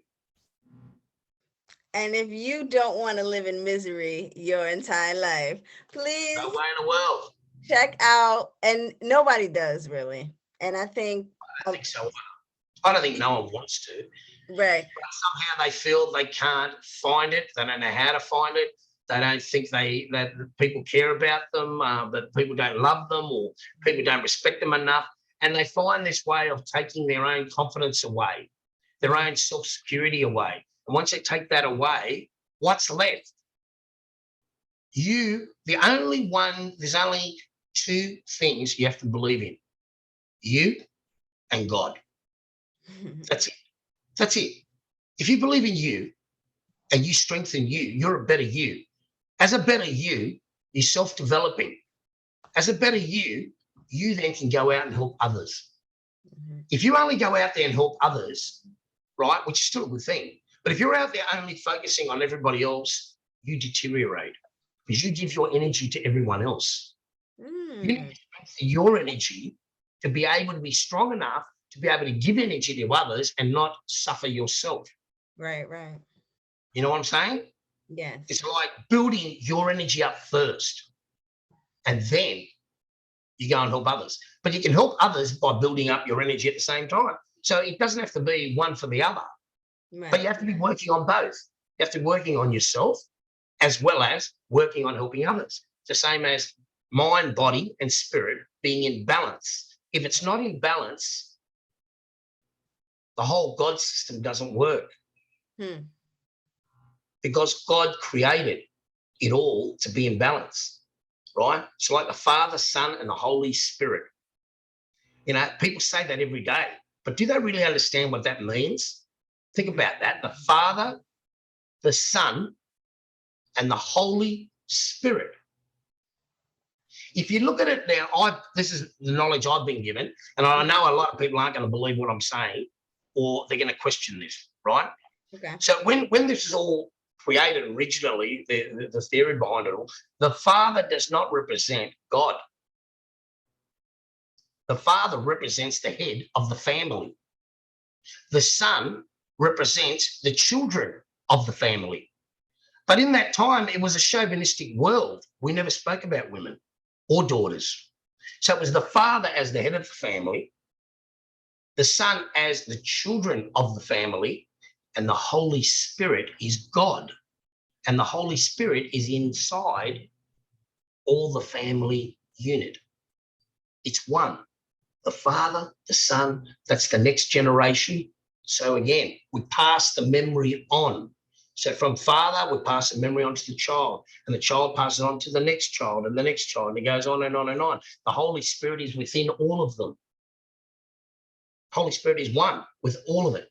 It's a family union. It's a bond of all humanity, and it's together with everything. But we look at it as differently. We look at it as the Father being God, the Son being Jesus, and the Holy Spirit. But the whole thing was about evolution. He made the design of Adam. He made the design of Eve on purpose. He designed a male and a female, and together they can create another child. He made that happen. And again, how many people have tried to make a child and found it difficult to do? So it's not easy to have children either. You've got to have the right intentions. You've got to be under the right situations for it to activate within the female, for it to activate and become a human again. And it doesn't always come out of goodness either. How many girls have been raped and had children? Does that mean the child is evil? Does that mean the child is bad? No, it does not. Because a child is pure.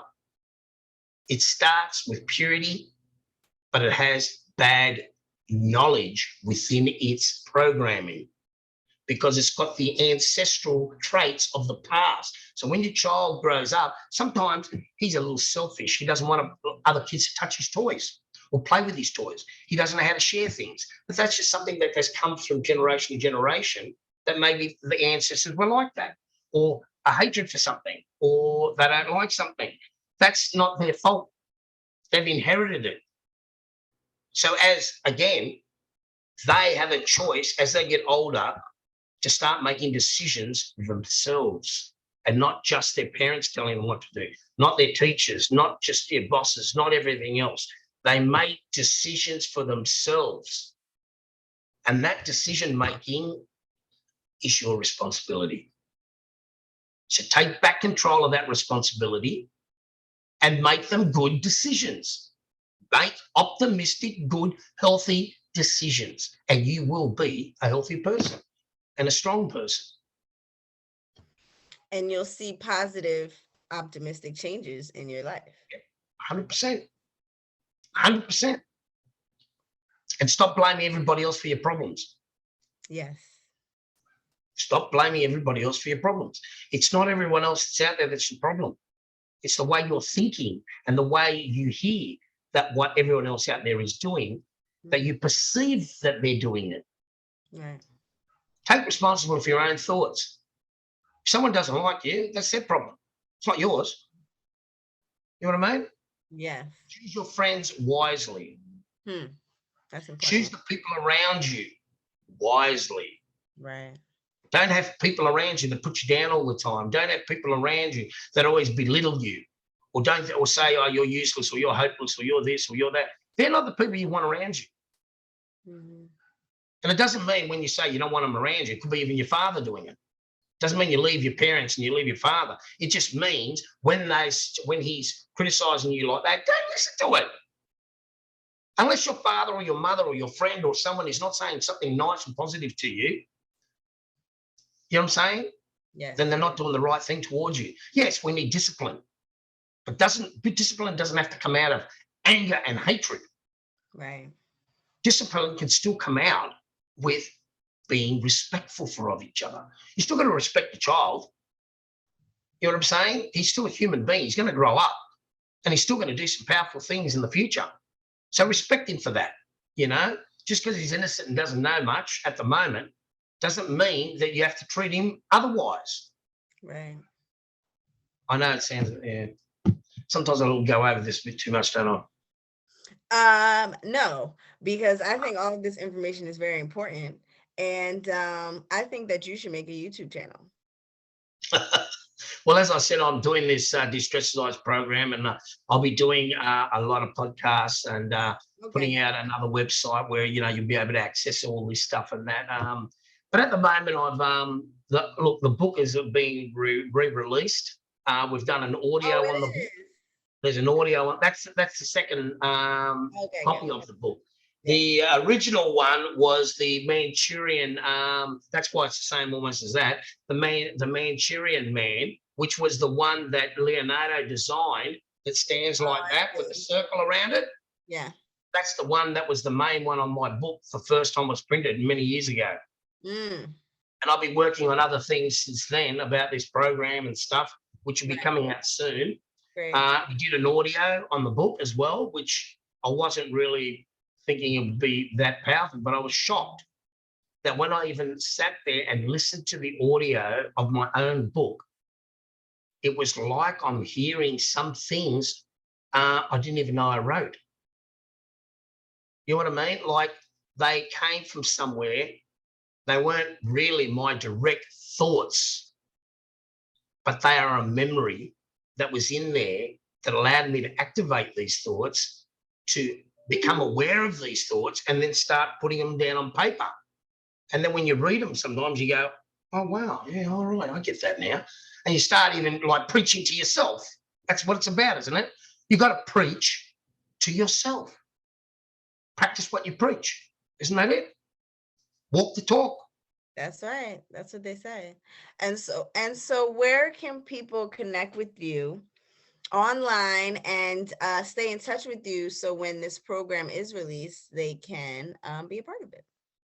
On the book and anywhere really, if you look up even on YouTube, if you looked on YouTube, say www.truepowerofyou.com, it comes up with my website, and it comes up with some videos, it comes up with information and a few things. Also, if you look through my name, Marios Skarvellis, I've done something like about 5 radio interviews with various people. Kate Delaney and Susan Sharankos and people like that. We've done interviews. So there's a lot of interesting interviews out there that you can hear. Just got to go to YouTube, go to my website. Amazon and other bookstores are starting to carry on with it.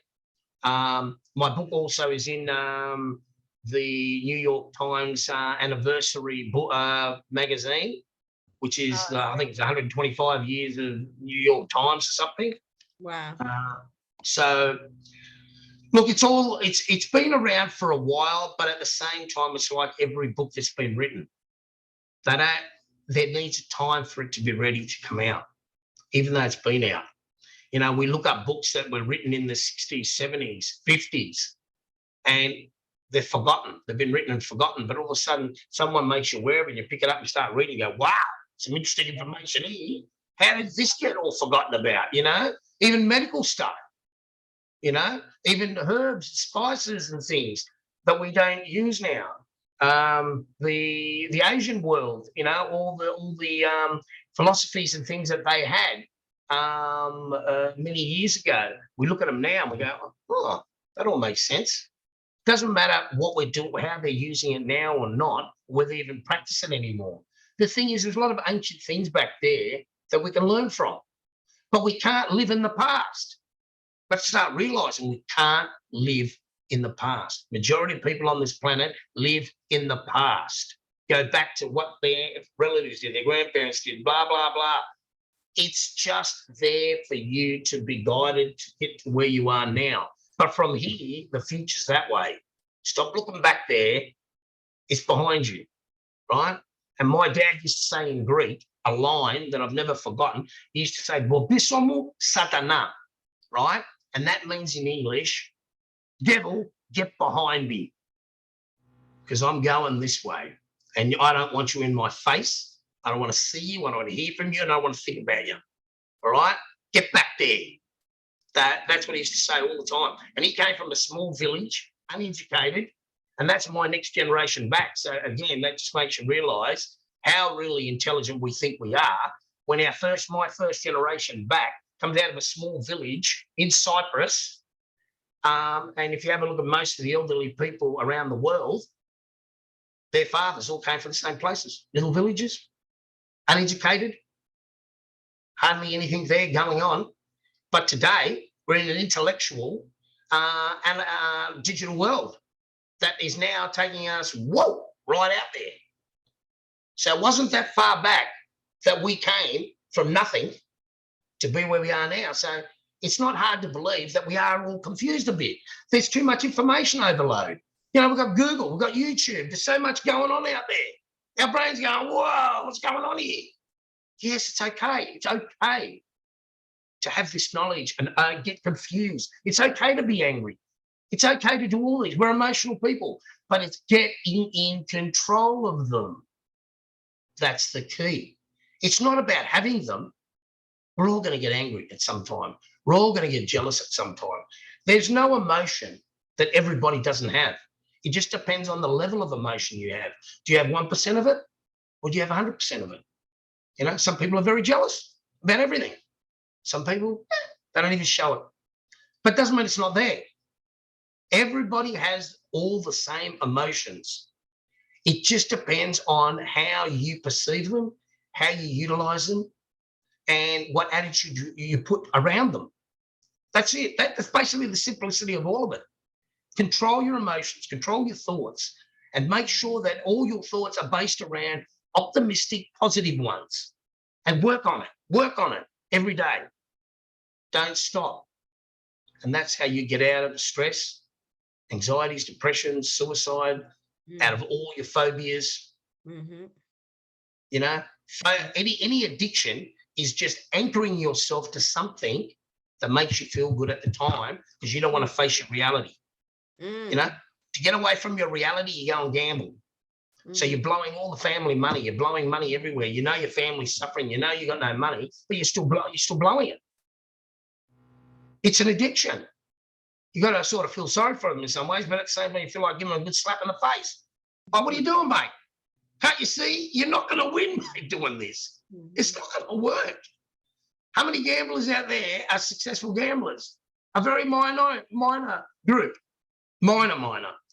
And you've got to have a lot of money to gamble to be able to make sure you don't realize what your losses are. But when you don't have a lot of money, those losses are dramatic. When you can't put food on your table, pay your rent. You know, there's alcohol, drug addiction. All of these addictions are insecurities, fears, phobias that we have created in ourselves, and we go and anchor ourselves to something that when we're going through it, we go straight to get over it. You know what I'm saying? Yes. It's the same as the mobile phone.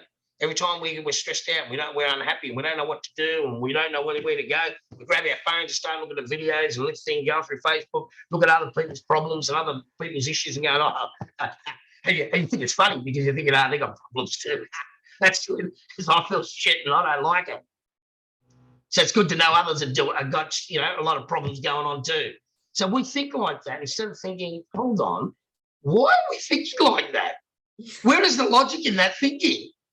You know, we need to see suffering in others to feel good. You know? Sad.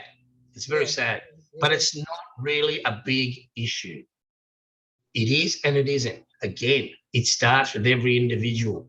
To take responsibility of being a better you. Be a better you.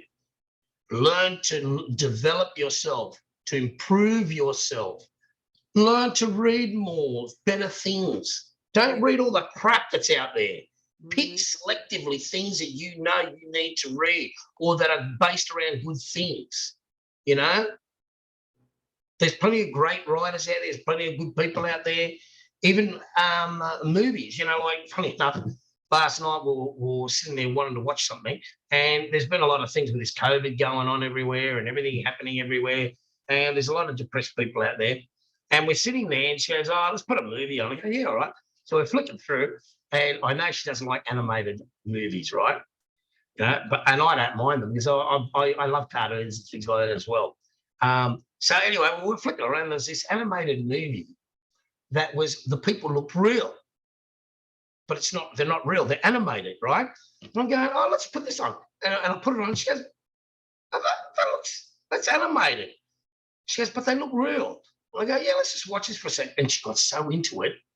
I think, you're watching an animated show and you look how emotional you're getting about it and look how reality it's become because they look real. The perception of it. The perception that they looked real made her think they're real. But it was they're not actors, they're animated. Wow. See how easy you are deceived? Right.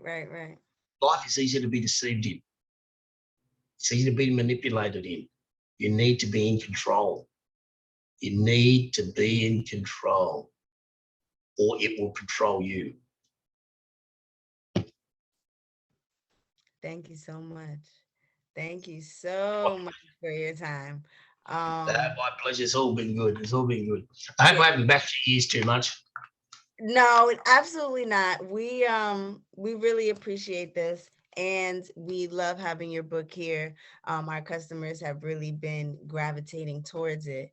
Oh, good. I think the title, of course, is one thing, but we just encourage people, even if they don't walk home with it, they flip through and then they pick up some of the things that are in this book, which I think are very important.